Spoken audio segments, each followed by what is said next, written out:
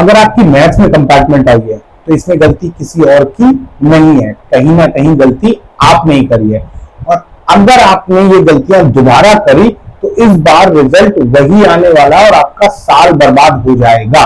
लेकिन मैं आप लोगों को आज उन 5 गलतियों के बारे में बात करने वाला हूं जो आपने पिछले एग्जाम में करी, और इस बार आपको वो गलती नहीं करनी चाहिए और उनको कैसे सुधारना है हम उस बारे में इस वीडियो में बात करने हैं। हेलो स्टूडेंट्स, मेरा नाम है सतपाल और मैं टीएनएस की तरफ से आपके लिए वीडियो बना रहा हूं।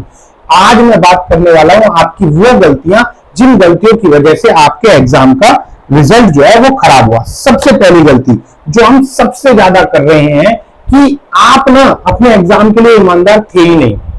आपको ये पता ही नहीं था कि एग्जाम किस तरीके का आ रहा है और आप किस तरीके की तैयारी कर रहे हैं। आप तैयारी सोचिए, आपने अपने आप को सिर्फ टाइम पास की तरफ रखा। अगर आप पूरा पेपर रिवाइज करके जाते, पूरी बुक को, पूरे सिलेबस को, तो क्या आपका रिजल्ट ऐसा रहता? अगर आपको अपना रिजल्ट चेंज करना है तो आपको इन गलतियों को सुधारना पड़ेगा। तो सबसे पहली गलती कि आप अपने साथ ईमानदार नहीं थे, आपने पूरा सिलेबस कवर नहीं किया। जब आपके सामने एग्जाम आया तो उस टाइम पे आपको ये सब चीजें गलत दिखाई दी। दूसरा बात, अगर प्रैक्टिस करने की बात है, आपने सारे कॉन्सेप्ट समझ लिए, जितने भी टॉपिक आपने सारे कॉन्सेप्ट समझ लिए, लेकिन आपके साथ दिक्कत क्या हो गई कि आपने उनकी प्रैक्टिस नहीं करी। और मैथ्स का मतलब भी प्रैक्टिस है। मैथ्स समझ के होती नहीं है, उसको प्रैक्टिस करना पड़ता है।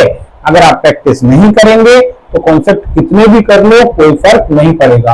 तीसरी सबसे बड़ी गलती जो आपने फॉर्मूलाज को लेकर करी कि आपने फॉर्मूला जो है याद ही नहीं करे। अब एक बात बताओ, अगर आपको फॉर्मूला याद नहीं है, आप पेपर में जाके बैठे और आप बेसिक फॉर्मूला भूल गए, तो क्या मैथ्स हो पाएगी? Maths is equal to impossible.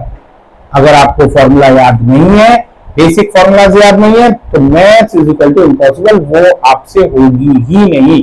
तो ये तीसरी आपकी सबसे बड़ी गलती थी। चौथी गलती की बात करूं तो आपके साथ टाइम मैनेजमेंट का इशू। कि आप एग्जाम के दौरान ये नहीं समझ पाते कि कब कौन से क्वेश्चन को करना है, किसको कितना टाइम देना है। ये आपकी चौथी सबसे बड़ी गलती होती है। और पांचवी गलती जो कि हर बच्चा करता है, जब पूरे साल पढ़ाई नहीं करता तो एग्जाम के दौरान वो पैनिक हो जाता है। पैनिक होने के बाद आपको जो आता भी है ना, आप उसे भी भूल जाते हो। तो इन गलतियों को सुधारा कैसे जाए, इन गलतियों को कैसे कैसे मैनेज किया जाए, अब उनके बारे में बात करते हैं। सबसे पहली बात, आपको अपने क्वेश्चन पूरी बुक को ना 3 पार्ट्स में डिवाइड करना होगा, एक इजी, एक मीडियम और एक हार्ड। 2 पार्ट पे बहुत भयंकर फोकस रखो, इजी और मीडियम पे, यही आपको पास करा देंगे। 30 नंबर चाहिए यार, टोटल 20 नंबर चाहिए। 15 तो नंबर आपके वैसे प्रैक्टिकल के कम से कम मिल रखे हैं, तो आपको मैक्स टू मैक्स 20 नंबर चाहिए। इजी और मीडियम पे फोकस करना है, क्योंकि अब आपका टारगेट पास होने का है, साल खराब करने का नहीं है। दूसरा जो आप करेंगे, डेली प्रैक्टिस रूल बनाइए कि यार मैं ना 2 से 3 चैप्टर के 25 क्वेश्चन तो कम से कम ट्राई करूंगा। अगर आप वो नहीं करेंगे, प्रैक्टिस नहीं करेंगे, तो आपके साथ दिक्कतें बढ़ जाएंगी, आप अपने सिलेबस को कवर नहीं कर पाएंगे। तो आपको प्रैक्टिस करनी है। तीसरा जो आपके पास आता है कि PYQs, जिस चैप्टर के आप प्रैक्टिस क्वेश्चंस लगा रहे हो, उसी चैप्टर के उसी दिन PYQs भी करो, क्योंकि 60 से 70% जो क्वेश्चन पेपर है ना, वो पैटर्न चेंज होता ही नहीं। जब पैटर्न ही चेंज नहीं हो रहा है तो फिर चिंता इस बात के यार प्रीवियस ईयर क्वेश्चन लगाओ, आराम से क्लियर हो जाओगे। तो आपको ये चीजें करनी पड़ेंगी। चौथा, मॉक टेस्ट लगाते रहो, जिससे कि आपका टाइम, मैंने जो 5 गलतियां बताई थी, उन 5 गलतियों का मैं ऑप्शन बता रहा हूं कि अगर टाइम मैनेजमेंट की बात है तो मॉक टेस्ट लगाने पड़ेंगे।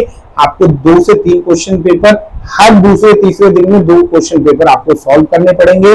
Maths is equal to practice, practice नहीं करोगे तो दिक्कत आएगी। ठीक है, अब मेरे सामने, अब आपके सामने बात आती है कि अगर आपको इस बार कंपार्टमेंट को खत्म करना है तो आपको किसी भी हाल में अपनी स्ट्रेटेजी को चेंज करना पड़ेगा, थोड़ी मेहनत बदलनी पड़ेगी। अगर आप उस मेहनत पे फोकस नहीं करोगे, अगर उस पैटर्न से अगर अपने आप को नहीं तैयार करोगे पूरी स्ट्रेटेजी के साथ, तो आपका रिजल्ट बिगड़ सकता है।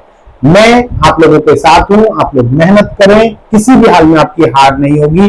कुछ भी करके आपको इस बार पास होना है, ये अपने अंदर, अपने दिमाग के अंदर ठान लीजिए। ये दिमाग कुछ नहीं समझता, जो आप इसके अंदर डालेंगे वही आपके सामने ही क्रिएट कर दे देगा। तो चैनल को सब्सक्राइब करो, वीडियो को लाइक करो और जितना हो सकता है वीडियो को शेयर करो अपने भाई दोस्तों के साथ जिनके साथ ये प्रॉब्लम खड़ी हो रखी है। और ये सिर्फ और सिर्फ कंपार्टमेंट के लिए नहीं, उन बच्चों के लिए भी है जो बच्चे सेकंड बोर्ड एग्जाम दे रहे हैं, जो 10th की पढ़ाई कर रहे हैं। बाकी हम आपके लिए नेक्स्ट वीडियो में और भी बहुत सारी बातें करते रहेंगे। Thank you so much.